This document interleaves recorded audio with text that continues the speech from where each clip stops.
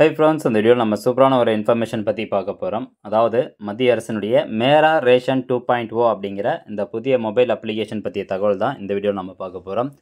So நார்மலாக TNPDS வெப்சைட்டுக்கும் இந்த mobile ஆப்புக்கும் நிறைய டிஃப்ரென்சஸ் வந்து இருக்குது.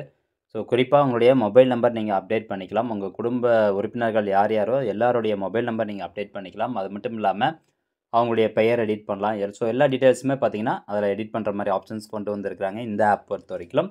அது மட்டும் இல்லாமல் சேல் ரிசிப்ட் கடைசியாக வந்து நீங்கள் ரேஷன் பொருள்லாம் வாங்கியிருப்பீங்களா, ஸோ இந்த வருஷத்துக்கான சேல் ரிசிப்ட் கொண்டு எல்லாமே நீங்கள் டவுன்லோட் பண்ணலாம்.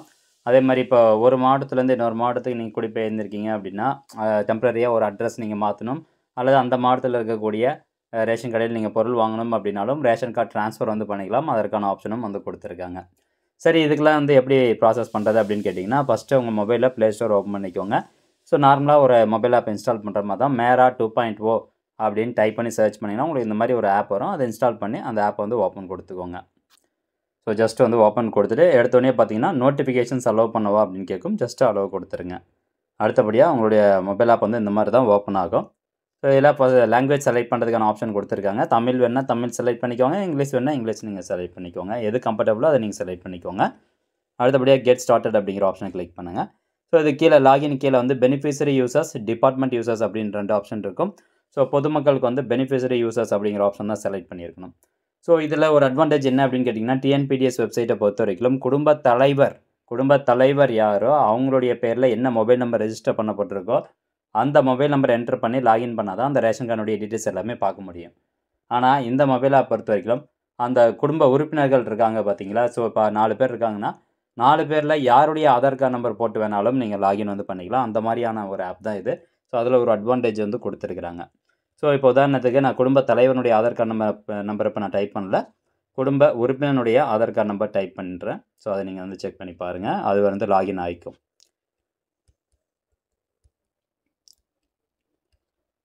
ஓகே, குடும்ப உறுப்பினனுடைய ஆதார் கார்டு நம்பர் டைப் பண்ணியிருக்கேன். கீழே பார்த்தீங்கன்னா கிரே கலர் பாக்ஸில் ஒரு கேப்சா கோடு கொடுத்துருப்பாங்க. அந்த கேப்சா கோடை கரெக்டாக பார்த்து டைப் பண்ணிக்கோங்க. நெக்ஸ்ட்டு லாகின் வித் ஓடிபி அப்படிங்கிற ஆப்ஷனை கிளிக் பண்ணிக்கோங்க. நெக்ஸ்ட் ஓடிபி சென்ட் சக்ஸஸ்ஃபுல்லி அப்படின்னு வந்துடும். அதுக்கு நீங்கள் ஓகே கொடுத்துக்கோங்க. அடுத்தபடியாக பார்த்தீங்கன்னா ஒரு மெசேஜில் ஒரு 6 டிஜிட் ஓடிபி அனுப்புவாங்க. அந்த ஓடிபி நம்பரை அந்த பாக்ஸில் நீங்கள் கரெக்டாக டைப் பண்ணிக்கணும். ஸோ ஜஸ்ட் நீங்கள் ஓடிபி என்டர் பண்ணிட்டு வெரிஃபை அப்படிங்கிற ஆப்ஷனை கிளிக் பண்ணுங்கள். அடுத்தபடியாக பார்த்தீங்கன்னா ஓடிபி வெரிஃபை சக்ஸஸ்ஃபுல்லி அப்படின்னு வந்துடும். அதுக்கு ஓகே கொடுத்துக்கோங்க. நெக்ஸ்ட்டு எம்பின் வந்து க்ரியேட் பண்ண சொல்லும். அது கிரியேட் நவ் அப்படிங்கிற ஆப்ஷனை கிளிக் பண்ணிட்டு எதுனா ஒரு 4 நம்பர் உங்களுக்கு நல்ல ஞாபகம் இருக்கிற மாதிரி எம்பின் க்ரியேட் பண்ணுங்கள். நெக்ஸ்ட்டு கொடுங்க. இதுக்கு முன்னாடி டைப் பண்ண அந்த எம்பின் நம்பரே மறுபடியும் டைப் பண்ணிவிட்டு கிரியேட் எம்பின் அப்படிங்கிற ஆப்ஷனை கிளிக் பண்ணுங்கள். அடுத்தபடியாக ஓகே கிளிக் பண்ணிக்கோங்க. நெக்ஸ்ட்டு லொக்கேஷன் ஆன் பண்ண சொல்லும். ஸோ அந்த லொக்கேஷன் நீங்கள் ஆன் பண்ணிக்கோங்க. இப்போ கொடுத்தவொன்னே பார்த்தீங்கன்னா, இப்போ நான் வந்து குடும்ப உறுப்பினரோட ஆதார் கார்டு கொடுத்து தான் லாகின் பண்ணியிருக்கேன். ஸோ லாகின் பண்ணோடனே டீட்டெயில்ஸ் எல்லாமே வந்துருச்சு. ஸோ ஆதார் கார்டு வந்து எப்போ இஷ்யூ பண்ணியிருக்கிறாங்க, என்ன டைப்பான ஆதார் கார்டு, பிஹெச்ஹெச்சா என்பிஹெச்ஹெச்சா அதெல்லாமே டிஸ்பிளே பண்ணியிருப்பாங்க. ஸ்கீம் நேமில் ஹெட் ஆஃப் ஃபேமிலி பொறுத்த வரைக்கும் யார் வந்து குடும்ப தலைவரோ அவங்களுடைய பெயர் இருக்கும். மொபைல் நம்பர் எந்த மொபைல் நம்பர் லிங்க் ஆகிருக்கோ அந்த மொபைல் நம்பர் கொடுத்துருப்பாங்க. அட்ரஸ் கொடுத்துருப்பாங்க. ஸ்மார்ட் ரேஷன் கார்டு நம்பர் கொடுத்துருப்பாங்க. நீங்கள் தற்போது எந்த ரேஷன் கடையில் பொருள் வாங்குறீங்களோ அந்த ரேஷன் கடையினுடைய நேம் அண்ட் நம்பர் ரெண்டுமே வந்து கொடுத்துருக்காங்க.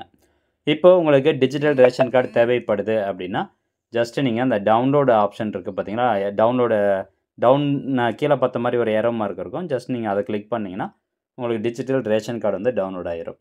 ஸோ டவுன்லோட் ஆனதுக்கப்புறம் நீங்கள் எந்த பிடிஎஃப் வியூவர் வேணுமோ அதை கிளிக் பண்ணி பார்த்துக்கலாம். ஸோ உங்களுக்கு நான் ஓப்பன் பண்ணி காமிக்கிறேன். ஓகே, இந்த மாதிரி தான் உங்களுக்கு ஓப்பன் ஆகும். ஸோ உங்களுடைய ரேஷன் கடை நம்பரு, ரேஷன் கார்டு நம்பரு, குடும்ப தலைவர் நம்பரு, கீழே பார்த்தீங்கன்னா குடும்ப உறுப்பினருடைய டீட்டெயில்ஸ் எல்லாமே கொடுத்துருப்பாங்க.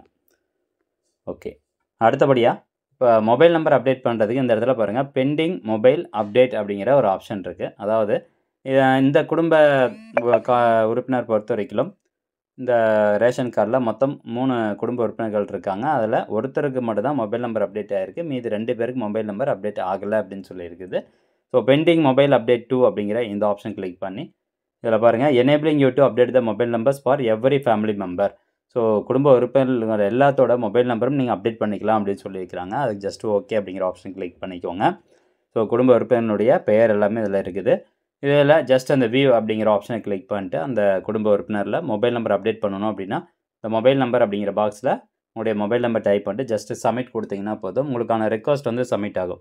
அதாவது அந்த மொபைல் நம்பர் நீங்கள் எந்த மொபைல் நம்பர் கொடுத்தீங்களோ அதுக்கு ஒரு ஓடிபி அனுப்புவாங்க. அந்த ஓடிபி நீங்கள் என்டர் பண்ணதுக்கப்புறம் உங்களுடைய ரிக்வெஸ்ட் சப்மிட் ஆயிரும். அதுக்கப்புறம் உங்களுடைய தாலுக் சப்ளை ஆஃபீஸர் யாரோ அவங்க வெரிஃபை பண்ணி பார்த்துட்டு அப்ரூவ் கொடுத்துட்டாங்க அப்படின்னா மொபைல் நம்பர் அப்டேட் ஆயிரும்.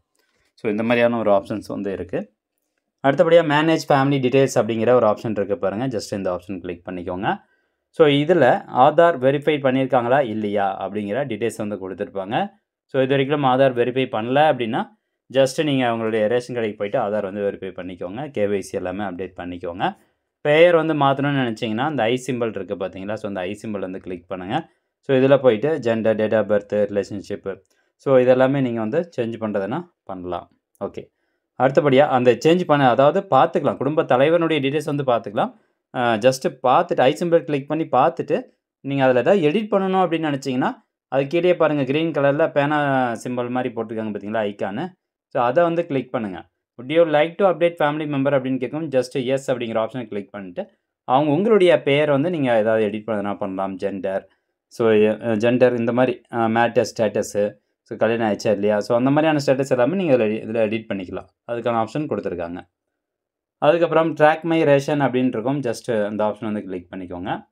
ஸோ இது வந்து தற்போதைக்கு ஒர்க் ஆகலை. அதே மாதிரி மை கிரீவன்சஸ் அப்படின்ட்டு இருக்கும். இது வரைக்கும் நீங்கள் ஏதாவது கிரீவன்ஸ் சப்மிட் பண்ணிங்க அப்படின்னா உங்களுக்கு இதில் டிஸ்பிளே ஆகும். இல்லை புதுசாக ஏதாவது நீங்கள் ரேஷன் கடையை பற்றியோ அவங்க ரேஷன் பொருள் வழங்குறத பற்றியோ கம்ப்ளைண்ட் ரைஸ் பண்ணணும்னு நினச்சிங்கன்னா அந்த ஆட் நியூ கிரீவன்ஸ் அப்படிங்கிற ஆப்ஷன் கிளிக் பண்ணிட்டு கம்ப்ளைண்ட் வந்து ரைஸ் பண்ணலாம். அதற்கான ஆப்ஷன் தான் இது. அதே மாதிரி சேல் ரிசிப்ட் வந்து டவுன்லோட் பண்ணணும் அப்படின்னா அந்த சேல் ரிசிப்ட் அப்படிங்கிற ஆப்ஷனை கிளிக் பண்ணி இந்த இடத்துல பாருங்கள் சேல் ரெசிப்ட் அப்படின்ட்டு இருக்கும். ஸோ அதை கிளிக் பண்ணிங்கன்னா ஆட்டோமேட்டிக்காகவே பிடிஎஃப் ஃபைல் வந்து டவுன்லோட் ஆயிரும். ஸோ இதான் வந்து சேல் ரெசிப்ட். கடைசியாக நீங்கள் பொருள் வாங்குறதுக்கான ரெசிப்ட்.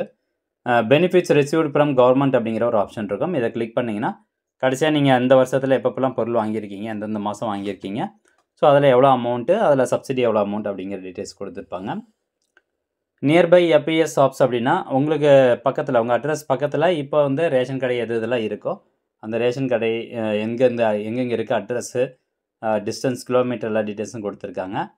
இன்கேஸ் உங்களுடைய ரேஷன் கார்டு உங்களுக்கு தேவைப்படல அப்படின்னா அந்த சரண்டர் ரேஷன் கார்டு அப்படிங்கிற ஆப்ஷன் கிளிக் பண்ணி நீங்கள் ரேஷன் கார்டை சரண்டர் பண்ணிக்கலாம்.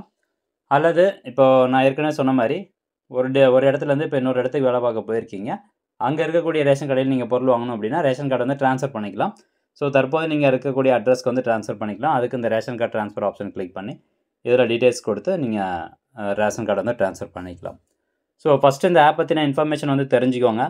ஃபர்தராக இந்த ஆப்பில் ஒவ்வொரு ஆப்ஷன் போய்ட்டு எப்படி நம்ம எடிட் பண்ணுறது அப்படிங்கிற இன்ஃபர்மேஷன் அடுத்தடுத்து நம்ம சேனலில் வீடியோவாக அப்லோட் பண்ணுறோம்.